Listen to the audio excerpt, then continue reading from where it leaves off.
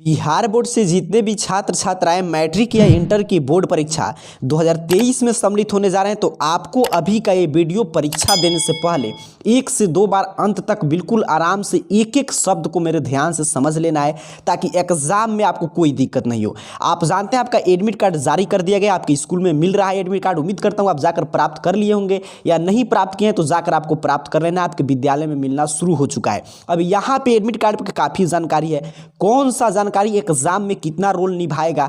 आगे इसी admit card में नीचे की तरफ देखिए इंस्ट्रक्शन है पर्याप्त। इस इंस्ट्रक्शन की क्या मायने हैं, ताकि एग्जाम में आपको कोई भी दिक्कत नहीं हो, क्योंकि एक छोटी सी लापरवाही आपके 1 साल की तैयारी को बर्बाद कर सकता है। कौन जानकारी कहां पे भरना है, पूरा यहां पे विस्तृत अपडेट है। पूरा इस एडमिट कार्ड का एक एक लाइन में आपको समझाने जा रहा हूं कि कहां पे क्या जानकारी और इंस्ट्रक्शन क्या, इसको कैसे आपको पालन करना है, ताकि एग्जाम के समय 14 फरवरी से आपको कोई भी दिक्कत नहीं। तो ध्यान से मैं शुरू में ही बता दिया, अगर आप मैट्रिक के परीक्षार्थी तो एग्जाम देने जाने से पूर्व 1 से 2 बार इसको जरूर देख लीजिएगा। यहां पे देखिए सबसे पहले ऊपर जानकारी दिया जा रहा है आपका कि ये आपका एडमिट कार्ड है 2023 बोर्ड परीक्षा के लिए।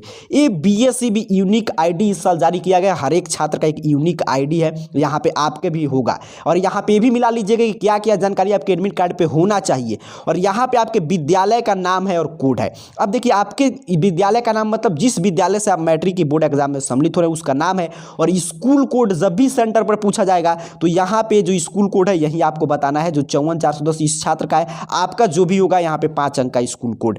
और यहाँ पे आपका नाम होगा कि आप किस नाम से परीक्षा में सम्मिलित हो रहे हैं। यहाँ पे आपका माता का नाम दिया रहना चाहिए, यहाँ पे पिता का नाम, यहाँ पे आपका आधार नंबर। अब काफ़ी छात्र छात्राओं का ये भी प्रश्न रहता है कि सर मेरा आधार नंबर नहीं दिया है, तो चिंता लेने की कोई बात नहीं है। आपका अगर यहाँ पे खाली छूट गया है तो समझिए आप आधार कार्ड नंबर रजिस्ट्रेशन कराते समय या फॉर्म भरते समय नहीं दिए होंगे, आधार कार्ड का फोटोकॉपी नहीं भरे होंगे आधार कार्ड नंबर, इसीलिए खाली छूटा है। क्योंकि अगर आप फॉर्म भरते समय आधार कार्ड नंबर दिए होंगे तो यहाँ पे आधार कार्ड नंबर होना चाहिए जो एग्जाम फॉर्म भरा रहा था। तो अगर नहीं दिए है, अगर नहीं भी है तो चिंता की कोई बात नहीं है, लेकिन यहाँ पे आधार नंबर रहेगा तो काफी आपके लिए सुविधाजनक हो जाएगा। यहाँ पे जन्म तिथि आपका है, यहाँ पे किस कोटि से, अगर आप रेगुलर से परीक्षा दे रहे हैं तो रेगुलर, प्राइवेट कोटि स्वतंत्र कोटि के छात्र तो यहाँ पे प्राइवेट रहेगा। यहाँ पे किस आप लिंग के हैं, अर्थात कि मेल फीमेल या ट्रांसजेंडर यहाँ पे लिखा गया है। यहाँ आपका फोटो स्पष्ट होना चाहिए, साफ साफ इस तरह आपका साफ साफ सिग्नेचर होना चाहिए। यहाँ पे किस कोटि के आप छात्र हैं, SC ST जनरल OBC ये रहेगा। यहाँ पे आप दिव्यांग कोटि के आप छात्र हैं कि नहीं, अगर है तो यहाँ पे यस, अगर नहीं है तो नो लिखा रहना चाहिए। यहाँ पे नीचे की तरफ आप बढ़ेंगे तो यहाँ पे आपको रोल कोड मिल जाएगा, जो मैं ऊपर रोल कोड बता रहा था।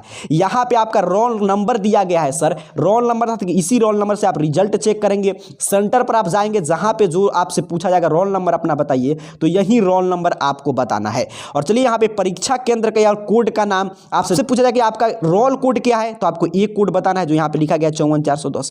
अगर आपसे ये पूछा जाए कि आपकी परीक्षा का केंद्र का कोड क्या है, जिस सेंटर पर आप एग्जाम दे रहे हैं, तब आपको ये जो 5428 आप में जो भी होगा तो ये आपको केंद्र कोड है। और कहाँ पे आपको एग्जाम देना है तो यहाँ पे लिखा गया इस सेंटर का नाम, आपका भी सेंटर का नाम होगा, यहाँ पे आपका रोल नंबर।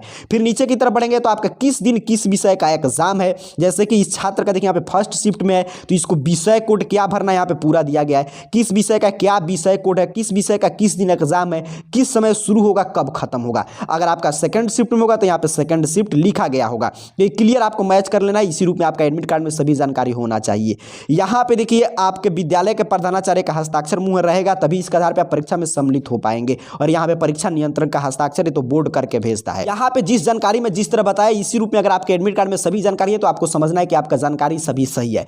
अब चलिए सबसे महत्वपूर्ण बात सर, कि यहाँ पे जो इंस्ट्रक्शन दिया गया है ना परीक्षार्थी के लिए आवश्यक निर्देश, इसको ध्यान से समझिएगा, एक बड़ा काम का चीज है। पहला नंबर इंस्ट्रक्शन है कि बीएसईबी जो यूनिक आईडी जारी किया है वो 2022 से 23 में जितने भी छात्र छात्राओं का नामांकन हुआ है, अर्थात कि जिनका रजिस्ट्रेशन फॉर्म भरा है उन्हीं के लिए। जो पहले से हैं पूर्ववर्ती छात्र हैं, जो पिछले साल परीक्षा दिए थे, 1-2 विषय में फेल कर गए थे, उनके लिए ये जारी नहीं किया गया, तो उन पे वो नहीं दिया रहेगा, तो उनको चिंता लेने की कोई बात नहीं है। दूसरा नंबर भी काफी कॉमन सा इंस्ट्रक्शन है, कह रहा है कि ये सेंटअप परीक्षा में जो परीक्षार्थी उत्तीर्ण हुए थे, अर्थात जो सम्मिलित हुए थे, उन्हीं के लिए प्रवेश पत्र मान्य है। आपको ये मिल गया तो इस दूसरे नंबर इंस्ट्रक्शन से कोई दिक्कत नहीं, आप समझिए सेंटअप एग्जाम पास कर चुके हैं। तीसरा नंबर काफी महत्वपूर्ण है, यहाँ पे जानकारी दिया जा रहा है कि अगर प्रथम पाली में आपका एग्जाम है तो आपको 9:30 से आपका परीक्षा शुरू होगा, तो 10 मिनट पूर्व अर्थात कि 9:20 में आपको पहुंच जाना है। और अगर आपका एग्जाम द्वितीय पाली में तो आपका परीक्षा 1:45 में शुरू होगा, इससे 10 मिनट पूर्व अर्थात कि 1:35 तक आपको परीक्षा भवन में प्रवेश की अनुमति दिया जाएगा।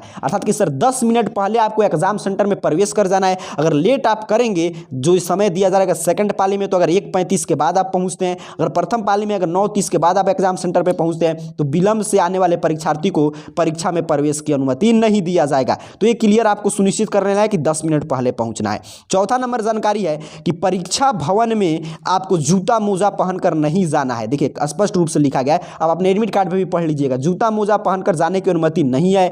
आपको परीक्षा केंद्र में calculator, mobile phone, Bluetooth earphone या किसी भी तरह की कोई भी इलेक्ट्रॉनिक गैजेट ले जाने से मनाही किया जा रहा है, वर्जित है। परीक्षा भवन में सिर्फ आपको प्रवेश पत्र और पेन के अलावा कुछ नहीं लेकर जाना है, और जो स्थान बताया जाएगा उसी पर आपको बैठना, अर्थात कि एग्जाम देने आपको सिर्फ अपना पेन और एडमिट कार्ड लेकर जाना है, यही एडमिट कार्ड को 5 नंबर इंस्ट्रक्शन में बताया जा रहा है कि परीक्षार्थी को प्रत्येक विषय की परीक्षा के लिए एक OMR उत्तर पत्रक और एक उत्तर पुस्तिका दिया जाएगा, जिसपे आपका विवरण अंकित रहेगा, अर्थात कि आपका पूरा जानकारी रहेगा, और आपको जो है OMR उत्तर पत्रक और उत्तर पुस्तिका पर जांच कर लेना है कि आपका है कि नहीं। उसके बाद ही अगर मान लीजिए वो आपका नहीं है तो आप उसको लौटा सकते हैं, अगर आपका है तब भी उस पर कोई जानकारी भरिएगा। अर्थात कि आप जाएंगे जिस दिन एग्जाम देने तो आपको क्वेश्चन पेपर, OMR शीट और आपका उत्तर पुस्तिका मिलेगा, तो उत्तर पुस्तिका और क्वेश्चन आपका OMR शीट पर आपका फोटो सभी जानकारी दिया रहेगा, प्रिंटेड दिया रहेगा, उसको आपको मिलान कर लेना कि आपका फोटो है कि नहीं, आपका सभी जानकारी सही कि नहीं, तभी आपको उस पर लिखना। अगर जानकारी गलत है तो वहीं पे जो भी केंद्र अधीक्षक होंगे या जो भी आपके जो भी रूम में गार्डिंग कर रहे होंगे, जो भी शिक्षक, उनको देकर और वापस करके दूसरा अपना जो आपका होगा उसको प्राप्त कर लेना है। और आपको ये भी ध्यान रखना है कि किसी भी परिस्थिति में आपको अतिरिक्त अर्थात कि एक्स्ट्रा OMR शीट या कॉपी नहीं दिया जाएगा। फिर आगे बताया जा रहा है कि जो उत्तर पुस्तिका पर आगे जो निर्देश लिखा गया है उसे अवश्य पढ़कर अनुपालन करेंगे। वहां पे यहाँ पे देखिए 7 नंबर इंस्ट्रक्शन जानकारी दिया जा रहा है कि परीक्षार्थी उत्तर पुस्तिका के कवर पृष्ठ के बाएं भाग में केवल विषय का नाम और उत्तर देने का माध्यम अंकित करेंगे। जिस सेट कोड का प्रश्न पत्र मिलता है उस प्रश्न पत्र का सेट कोड बॉक्स में अंकित करते हुए उस गोलक को नीले या काले बॉल पेन से भरेंगे। दाहिने भाग में प्रश्न पत्र का सेट कोड और कोड वाले गोलक को कलर करते हुए OMR शीट और अपना पूर्ण हस्ताक्षर करेंगे। OMR शीट पर भी यही जानकारी आपको भरना है, सिर्फ आपको प्रश्न पत्र का क्रमांक, परीक्षा का केंद्र, अपना पूर्ण हस्ताक्षर और प्रश्न पत्र का सेट कोड, अर्थात कि बताया जा रहा है कि सभी जानकारी आपका प्रिंटेड रहेगा आपके उत्तर पुस्तिका पर, OMR शीट पे सिर्फ आपको विषय कोड और आपको अपना हस्ताक्षर करना है और प्रश्न पुस्तिका क्रमांक भर देना है। कैसे भरना है इसकी जानकारी मैं पीछे दे चुका हूं कि OMR शीट कैसे भरना है, कोई भी आपको गलती नहीं करना है। अगर वो वीडियो अभी तक नहीं देखे होंगे तो लिंक इस वीडियो के डिस्क्रिप्शन में, जब ये क्लास खत्म होगा तो इसके डिस्क्रिप्शन में लिंक है, वहां से जाकर देख लीजिएगा कि कैसे प्रिंटेड आएगा। मैं पूरा लाइव भर के सिखा दिया हूं, उस तरह भरेंगे कोई गलती नहीं रहेगा, वही यहाँ पे जानकारी दिया जा रहा है। चलिए 8 नंबर इंस्ट्रक्शन है कि उत्तर पुस्तिका के पृष्ठ को मोड़ेंगे फाड़ेंगे नहीं, बीच में व्यर्थ का खाली नहीं छोड़ेंगे। अर्थात आप जब भी उत्तर पुस्तिका पे लिख रहेंगे या OMR शीट पे आपको मोड़ना नहीं है, फाड़ना नहीं है उसको। और उसके साथ साथ जैसे होता है ना कि आप जैसे मान लीजिए 1 नंबर पृष्ठ पे आंसर लिखे, बीच में 2-3 खाली छोड़ दिए, 4 का लिख रहे हैं, ऐसे आपको नहीं करना, आपको क्रम से लिखना है, क्योंकि बीच में आपका छूट गया पेज तो एग्जामिनर चेक करेगा आपका आंसर, तो 1 पर चेक करेगा, 2-3 पे जाएगा, आगे 4 वाला उत्तर वो समझेगा नहीं, उसको लगेगा कि 2-3 खाली है, इसका मतलब छात्र इतना ही उत्तर लिखा है। तो ये गलती आपको नहीं करना है, ये जानकारी दिया जा रहा है।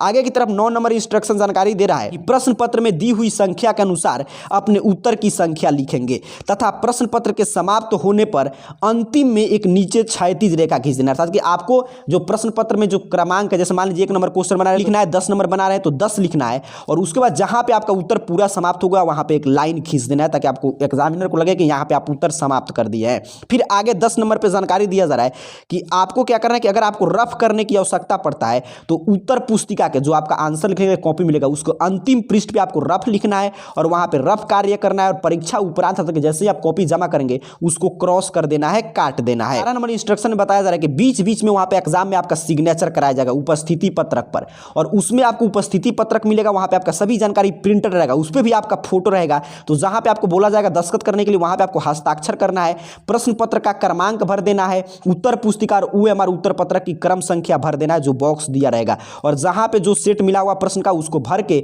और गोलक को इस तरह नीले या जो भी आप ब्लैक पेन लिए होंगे उससे आपको उसको भर देना है।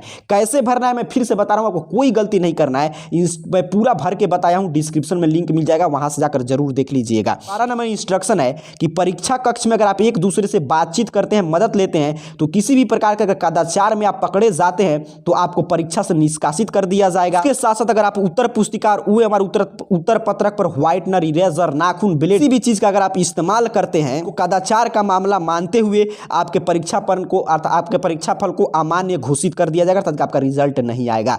13 नंबर इंस्ट्रक्शन है कि परीक्षा प्रारंभ होने के 1 घंटा के अंदर किसी भी परीक्षार्थी को परीक्षा केंद्र से बाहर जाने की अनुमति नहीं होगी। वीक्षक को समर्पित OMR उत्तर पत्रक एवं उत्तर पुस्तिका परीक्षार्थी को पुनः नहीं लौटाया जाएगा। अर्थात कि 1 घंटा जब एग्जाम शुरू होगा उसके जैसे 9:30 में आपका एग्जाम शुरू हो रहा है तो आपको 10:30 तक किसी भी हाल में आपको उस हॉल को छोड़कर बाहर नहीं जाने दिया जाएगा। अर्थात कि 1 घंटा बाद ही आप उससे बाहर जा सकते हैं। पीने या कोई भी अनैच्छिक क्रिया परेशान करता है तो 1 घंटा के बाद ही आप जा सकते हैं। और एक बार जो आप वीक्षक को, जो रूम में आपके रहेंगे, जो भी चेकिंग में वीक्षक, उनको अगर OMR शीट और उत्तर पुस्तिका लौटा देंगे तो लोग फिर आपको दोबारा नहीं लौटाएंगे। तो यहाँ पे देखिए 14 नंबर प्रश्न है कि यहाँ पे किसी भी तरह के इसमें संशोधन नहीं किया जाएगा। जो एडमिट कार्ड आया है उसमें जानकारी दिया जा रहा है कि विद्यालय प्रधान अगर ऐसा करते हैं तो उन पे कानूनी कार्रवाई किया जाएगा। अर्थात जो एडमिट कार्ड आएगा उसमें संशोधन नहीं होगा।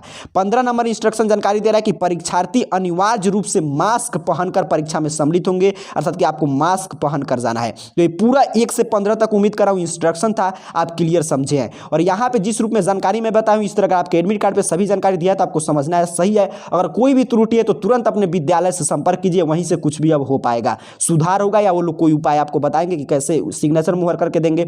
स्कूल के गलती से गलती हो गया है, छात्र को परीक्षा में सम्मिलित होने दिया जाए। तो कोई भी गलती अगर इस रूप में जानकारी नहीं है तो स्कूल में संपर्क करके सुधार करा लेंगे। जो इंस्ट्रक्शन है इसको मैं बताया, बार बार इसको समझ लीजिएगा क्या ये कहना चाहता है। इंस्ट्रक्शन अपने से पढ़ लीजिएगा, आपके एडमिट कार्ड पे दिया गया होगा। और OMR शीट पे कहां पे क्या जानकारी भरना है इसका मैं पहले आपको क्लियर लाइव भर के बता चुका हूं। लिंक डिस्क्रिप्शन में जाके वीडियो देखकर OMR शीट भरना सीख लीजिए। आप सभी को बहुत बहुत धन्यवाद।